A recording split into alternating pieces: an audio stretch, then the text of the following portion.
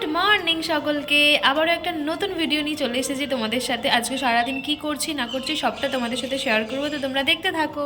থেকে ওঠার পরেই আমার সকাল 8টা থেকে পড়ানোর একটা ছোট্ট ব্যাচ থাকে, তো ওরা আমার ক্যামেরা দেখে হাই হ্যালো করছিল। দেন তারপরে পাখিটাকে ভালো করে রোদ্দুরে একটু দিয়ে দিয়েছিলাম, কারণ ভীষণ ঠান্ডা। তারপরে এই ছোটোবেলাতে কোনো জন্মদিন হলেই সেখান থেকে বেলুন আনাটা রয়ে গেছে, আমার এক স্টুডেন্ট দিয়ে গেছে আমাকে। তো তারপরে স্নান টান করে ঘরে এলাম। তারপরে আমার ফের একজনকে পড়ানোর ছিল, সে আমার বোনই হয়।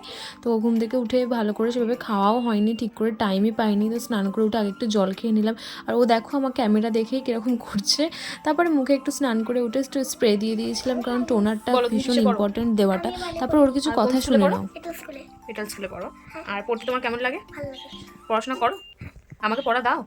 একদমই দাও না, মিথ্যে কথা বলছো। সারাদিন বাচ্চাদের পড়ানোর পর এবার আমি একটু রেস্ট পেয়েছি। স্নান টান করে উঠেই দেখলাম মা কি রান্না করেছে। ফার্স্টে গিয়ে দেখলাম যে মুসুরির ডাল হচ্ছে, তারপর দেখলাম চাপা দেওয়া রয়েছে জায়গাগুলোতে কি আছে। দেখলাম বাঁধাকপি কড়াইশুঁটি দিয়ে একটা তরকারি, এটা আমার খুব ভালো লাগে, মানে বাঁধাকপির তরকারিটা আমার খুবই ভালো লাগে, ফুলকপিটা অতটা ভালো লাগে না।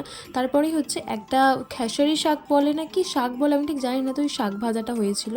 আর আজকে প্রচণ্ড ঠান্ডা ছিল, ওই জন্য আমরা সবাই আজকে ছাদেই খাওয়া দাওয়া করেছিলাম। তো খাওয়া দাওয়া করার পর আমি নিচে নামছিলাম।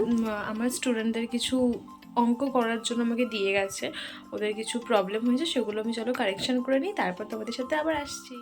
আমার স্টুডেন্টদের অঙ্কগুলো সলভ করার সময় আমার নিজের ছোটোবেলাটা ভীষণ মনে পড়ে যাচ্ছে। এই অঙ্ক করার জন্য কী মারটাই না খেতাম তখন টিচারের কাছে, বাড়িতে মায়ের কাছে। তারপর একটু ম্যাগি বানিয়ে নিয়েছিলাম সন্ধ্যেবেলা ঘুমটুম থেকে উঠে।